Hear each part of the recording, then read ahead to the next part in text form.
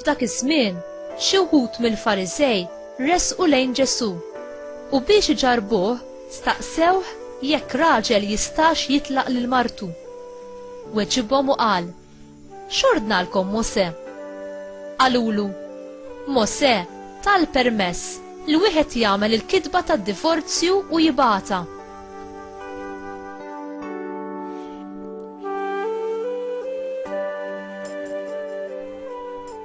Imbagħad weġibhom Ġesù: "Minħabba l-ebbusija ta' qalbkom kitbilkom dan l-ordni, iżda sa mill-bidu tal-ħolqien Alla għamilhom raġel u mara. Għalhekk mela raġel iħalli lil missieru u l-ommu u jingħaqad ma' martu u t-tnejn isiru ġisem wieħed.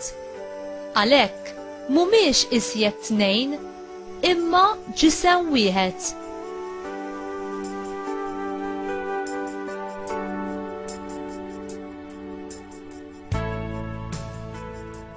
Mela dak li qaqqat Alla m'għandux jifirdu l-bniedem. X'indaħlu d-dar, id-dixxipli resqu staqsewh fuq dan. U qalilhom: "Min jitlaq lil martu u jiżżewweġ oħra ikun ħati ta' adulterju kontra l-ewwel waħda.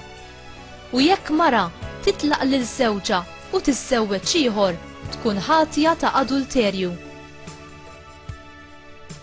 Ġibulu quddiemu xi tfal ċkejknin biex iberikhom. Iżda d-dixxipli tiegħu qabdu jgħajtu magħhom. Ġesù meta ra hekk inkorla u qalilhom: "Ħalluhom it-tfal żgħar jiġu għandi, iżommuhomx, għax ta' minu bħalhom hija s-saltna ta' Alla. Tassew ngħidilkom li min is-saltna ta' Alla ma jilqaħiex bħal tifel ċkejken ma jidħolx fiha." Imbagħad ħaddanhom miegħu u qiegħed idejh fuqhom u berikhom.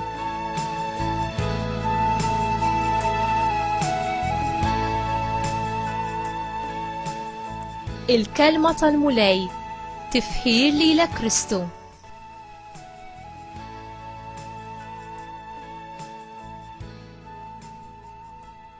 X'inhi l-intenzjoni ta' Alla għall-istat tal-ħajja tagħna, kemm jekk miż-żewġin kif ukoll jekk mhux miż-żewġin?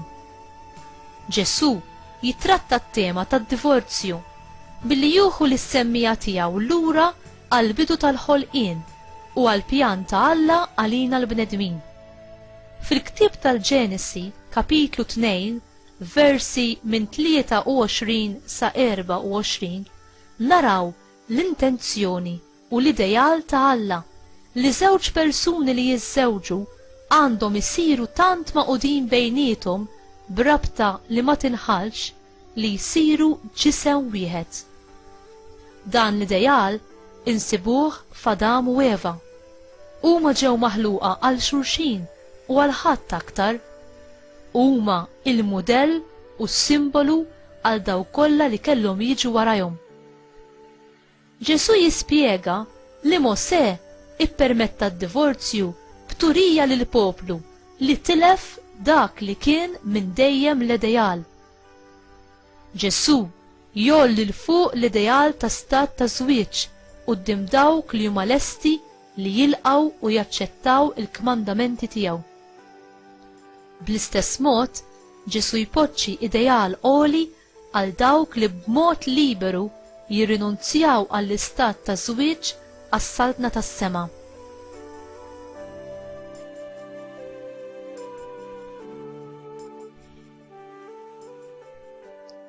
Kemm dawk li jiżżewġu kif ukoll dawk li ma jiżżewġux u jgħixu għas-servizz aktar mill-qrib tas-saltna ta' Alla, mod speċjali fil-ħajja konsagrata bħala qassisin, patrijiet, sorjiet jew lajċi konsagrati, għandhom sejħa individwali minn Alla u kollha huma għall-glorja ta' Alla.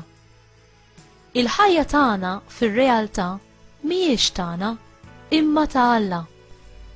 U jagħti il-grazzja u l-qawwa lil dawk li jfittxu li jimxu fit-triq tal-qdusija tiegħu fl-istat tal-ħajja tagħhom.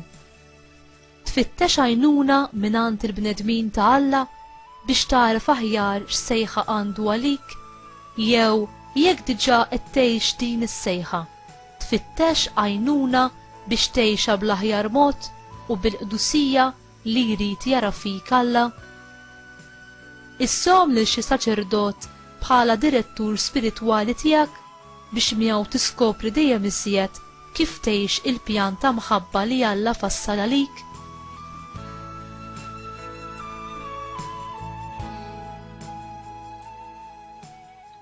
Mulej Ġesu, is-sejħa tiegħek biex inkunu qaddisin tiġbor fiha kull stat ta' ħajja. Qaddes il-ħajjiet tagħna bħala miż-żewġin jew mhux, ħalli aħna nkunu nistgħu ngħixu bħala irġiel u nisa li huma ikkonsagrati lilek. Għamel li aħna mhux biss ngħixu u nagħtu xhieda tajba fit-twettiq tal-istat tal-ħajja li ngħixu, imma wkoll li nippromovu iż-żwieġ jew il-ħajja ikkonsagrata bħala dik li wieħed jibqa' fiha b'fedeltà sal-aħħar ta' ħajtu, hekk kif urejtna int li għandu jkun bit-tagħlim u l-eżempju ta' ħajtek. Amen.